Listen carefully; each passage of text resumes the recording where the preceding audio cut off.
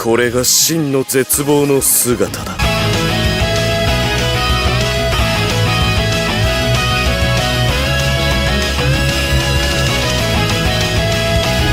ルメンタル。メンテスで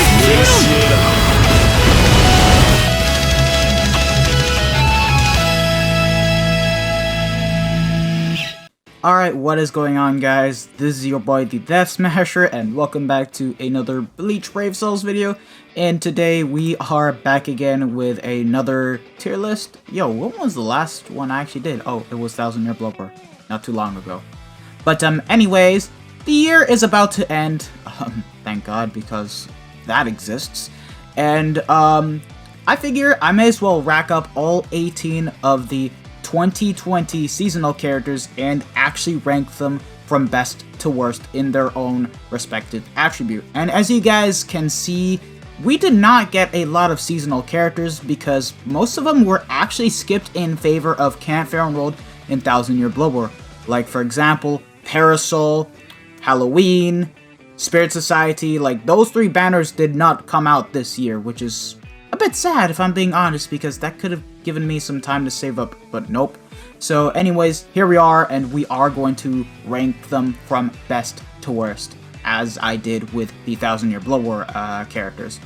And let's just go ahead and start off directly with the Power characters. So Power has pretty much gotten a good selection of characters this time around this year, and the same is said for the actual seasonal characters. So starting off with the worst one, it has to be Desert Society Yoruichi. Now, Desert Society Yoruichi is a good unit, don't get me wrong. She is great for Chronicle quests and does have Flurry with, I believe, a 20% Bruiser and a 20 Nad Link, so 40 Bruiser overall.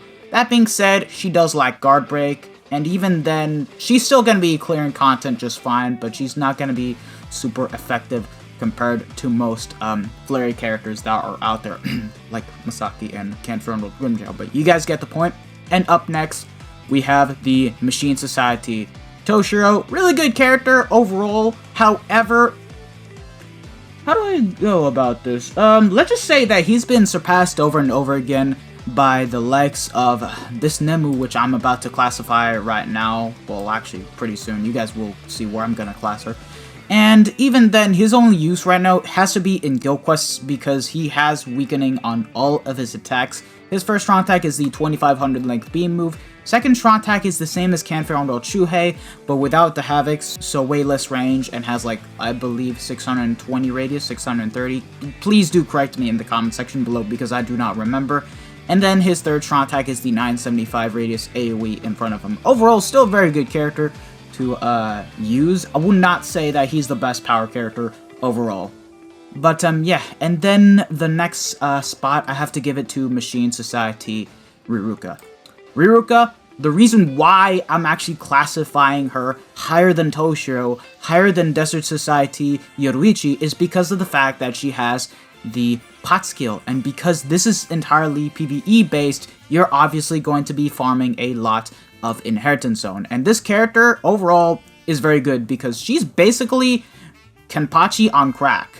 By that I mean she pretty much plays exactly like Kenpachi. She has the 20% Bruiser as an actual skill, and she has the Hollow Killer, meaning that she is going to be hitting a lot harder than Kenpachi. The only bad thing is that she doesn't have Guard Break, but she does have a Vortex surrounding herself with weakening, which is overall really good. But that being said, this character does need to be carried for Inheritance Zone, which is the unfortunate part considering she was made as a Nad Flurry based character. But you know what? The reason why she's high on the list just works. It just works. And then number one has to go to Swimsuit Nemu. Swimsuit Nemu is basically Candace without the Sprinter plus 2. Like, she has the lunge on SA1, 960 radius AoE distant attack, and the third is 1200 radius full screen, and has paralysis on everything. She is overall the best seasonal character that we have gotten by far this year that is actually able to hit insanely hard. The only bad thing about this character is that she got surpassed way too soon by 5th Anniversary Ichigo. But still, if you guys do pull her on the selection banner, which is coming out in the next couple of days, which is going to be after Christmas. And if you guys do actually pull her, she still is a very good unit to play as, regardless. So, GG's if you guys do pull her. I don't care about this Nemu because I have a 4 out of 5 5th anniversary Ichigo, which I'm about to get 5 out of 5, but still a great character nonetheless. And that's power completely summed up. Now, tech. Oh my, it's not looking too good. Anyways, starting off with the worst one, Desert Society Ichigo. Now, this Ichigo was made into a ranged flurry character with the Aronker Killer. Now, where does he fall short? His first strong attack is a ranged collision pushback, which is bad for when it comes to actually killing off with your nat string, because you want to be able to guard break with your strong attacks to then kill with your normal attacks, not send them to Kingdom Come and literally need to get up close just to even be able to kill the mobs. And then his second strong attack being a healing move just doesn't work because you're not going to be able to guard break with the second strong attack, considering it's classified as a melee attack. So literally, your only good strong attack is the third strong attack. That is pretty garbage, I'm sorry, but like this unit, sure, he can be good in guild quests. I will not deny that, but for manual and autoing, he's pretty terrible. And then we have Kukaku. Now, Kukaku is actually a better flurry character where she does have 20% bruiser with flurry, burn on everything, and she also does have long reach, so she is going to be having a lot more reach compared to most melee flurry characters that we have in the game that we got this year. That being said, the only thing that she lacks is guard break. That being said, she was still given a good kit to even be able to guard break with the strong attacks, since she does have the lunge on SA1. SA2 is the 800 AoE distant strong attack, and then the third strong attack is full screen 1000 radius. So overall, for guard breaking, really good. And then the last tech character, I'm gonna have to give it to Christmas Rengoku, who happens to be the best tech seasonal character of the actual year, because at the very least, sure, she was given a Spada Killer, but let's be honest here, killers don't even matter anymore, to the point that you can still kill even if the unit has a Spada Killer. She does have a 2500 length beam move on the first, 800 radius AoE distant on the second, and then her third strong attack is the same as Canfer Emerald Shuhei, but as a third strong attack. In a sense, it's 5th anniversary Byakuya's third strong attack without Havoc. So overall, her kit is not that bad, and with the fact that she comes along with a 20% bruiser, 20% additional damage to paralyzed enemies, weakened defense, and the fact that she can heal on her special, it's crazy. Like, not only is she great for PvE, but she's a beast in guild quests. That's all I really gotta say about this character. I'm glad that they actually did justice with her. The only problem is that she should have been either a mind or a heart character, but that's just about it. And then Speed. Speed is a very interesting list. So starting off with the worst one, easily Orient Society Orihime. And the crazy thing is that she brings the same problems as Desert Society Ichigo, but is actually a lot better than Desert Society Ichigo, because if I remember correctly, she does have a 20% bruiser, she also does 40% more damage to lacerated enemies, and then her second strong attack is a boost strong attack. So at the very least, it's not too bad for guild quests and epic raids. Matter of fact, she's actually going to be doing a lot better than the likes of Chad, and I don't remember who else will boost for epic raids. But that being said, for PvE, she still does present the same problems as Desert Society Ichigo, whereas she doesn't have guard break. And considering her first strong attack was also given a ranged collision strong attack, where it pushes back and you need to get up close, it's like, your only good strong attack for actually guard breaking is the third strong attack, which is bad. And then up next on the list, we have the Swimsuit Hallibell. Overall, Swimsuit Hallibell, she's actually a very good unit as well, but she is also lacking guard break. But her strong attacks actually do work better for guard breaking, since she does have the 2500 length beam move. The second strong attack is the same as Canfer Emerald Shuhei, but without the Havoc, and then her third strong attack is full screen. So for guard breaking, she'll get the job done, and considering she does have Ronker Killer, you will not need to guard break as much. Oh yeah, same thing can be said about Kukaku. She also does have a Ronker Killer. I forgot to mention that. Except in IZ, where you're faced with most enemies, you still need a guard break with your strong attacks regardless, but still overall is an insanely good character. And then up next on the list for Speed, Machine Society Ulquiorra. Ulquiorra is basically full bring Ichigo with weakening and as a speed unit. He does have Holo Killer, he does come armed with Frenzy, 20% Berserker, and also has Guard Break and weakening on everything. This guy is actually pretty insane. The only disappointing factor is that he wasn't given Guard Break, so he is not going to be having the same range as the likes of 1000-Year Blower Ishin or 5th Anniversary Byakuya for when it comes to using the strong attacks. However, for GQ, he is actually going to be performing a lot better than the likes of 1000-Year Blower Yamamoto and the 1000-Year Blower Ishin, since he does have weakening and it's obviously going to be a lot better. But for PvE, he's also good too, so don't get me wrong, he's very good to use. If you guys do pull him on the selection banner, I do recommend actually getting his SP to level 10, which by the way, I do hope I get him on the selection banner. I'm an Ulquiorra fan, okay? And then last but not least, Momo. So why am I classifying her above Ulquiorra when she has the way worse second strong attack is literally because of the fact that she has the pod skill, and you can't really make the same case as Riruka where she needs to be carried, where you can just go for a full room of Momos and just carry through IZ just fine, since she is an SP based character with the Soul Reaper killer. She will get the job done for when it comes to killing off with her strong attacks. You just need to get her SP to level 10 and of course run her with 2 strong attack recharge links and the 2nd Anniversary Ichigo link, should you guys happen to have them. And overall, she will still get the job done for when it comes to doing fast runs. Oh, and the kit, I forgot to pretty much talk about it. She has a lunge on SA1. The SA2 is pretty much the same SA2 as the Canfion with Aronero, where it gathers enemies all in one place and then pushes them out forward. It's a melee collision attack into a range collision type of attack. So for when it comes to killing mobs, there is going to be a bit of inconsistency when it comes to the overall invincibility frames, and sometimes you will not be able to kill all of the enemies, but it is a great class killing strong attack. And then her third strong attack is full screen. And do keep in mind that she also does 40% more damage to lacerated enemies and also has a devastation at 40%, meaning that she can actually nuke very hard. But that being said, laceration is not as good as weakening for when it comes to doing guild quests, so do keep that in mind. Really good character, and I wish you guys the best of luck for those of you that are actually going to be pulling for her individual banner, which by the way, I do plan to actually do so. Okay, so up next we have the Mind characters, and this is pretty much going to be easy to line up, and fortunately the selection is actually a lot better compared to tech selection, even though we've only had 3 really good units. But anyways, so starting off with the worst one, I have to give it to the Orient Society Neliel. Now, I'm gonna be real with you, as a unit she's good, don't get me wrong. I like the fact that she was given double lunges to make her kit pretty good, and the fact that she has weakening on everything and the third strong attack being the same as this Rengiku right here. But for clearing content, she's not gonna be super duper fast, but she's still going to be able to clear just fine compared to these NAD units right here that I'm pointing with my mouse.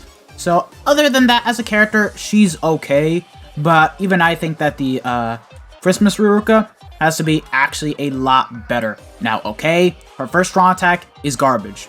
I'm going to be real with you. It's the same SA1 that Grammy and 5th Anniversary Byakuya has, but she overall has a way better second and a better third strong attack compared to Neliel.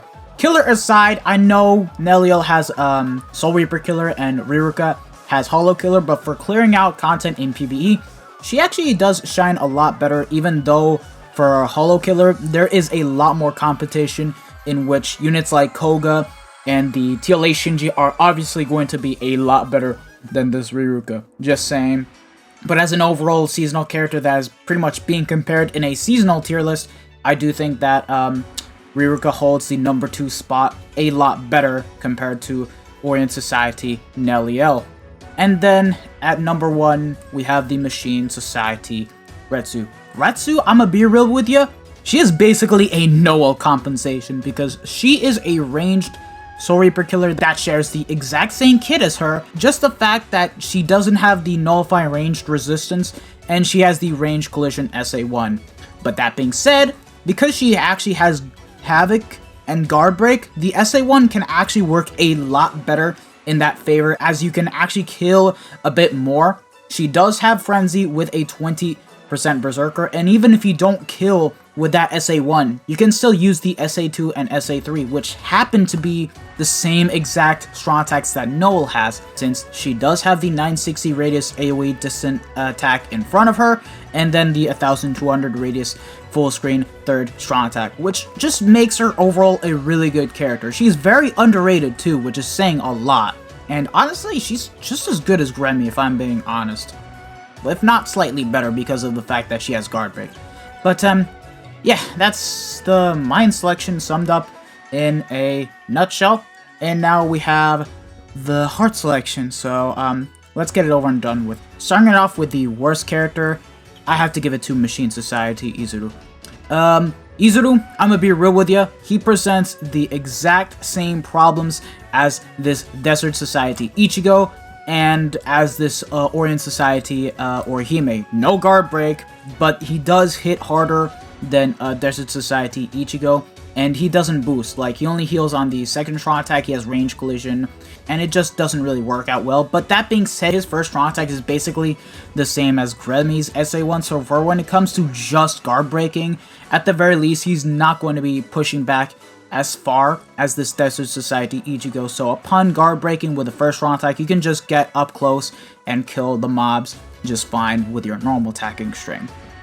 And then up next we have Loli. Now, Loli gets undermined a lot because of the fact that she has the no affiliation killer, and I too was one of the people that actually treated her bad just because of the fact that she has the no affiliation killer. But other than that, no affiliation killer aside, with the fact that killers don't really matter, she still is a great unit since she does have the 2500 length beam move on the first strong attack. Second strong attack is the same as Canfero no Baragan, which is actually unfortunate. That is the only unfortunate part about her kit.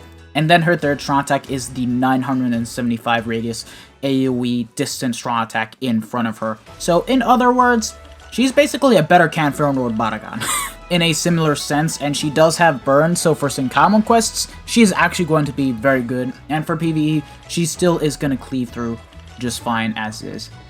And then up next, we have Swimsuit Apache. Now, why I'm not putting her at number 1 is because of the fact that we have a pot character right here, which I'm going to get into.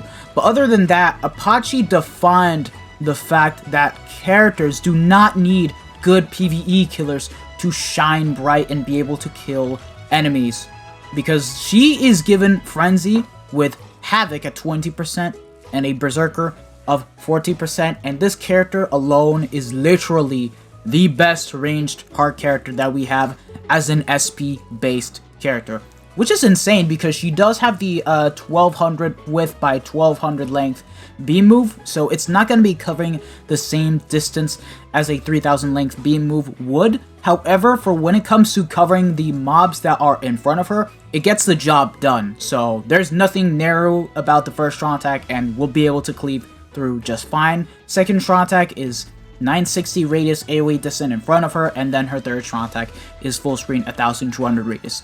Really insane character, and she is in the selection banner that is going to come out in just 2 more days, so if you guys do pull her, it's a GG's. Matter of fact, I also want this character.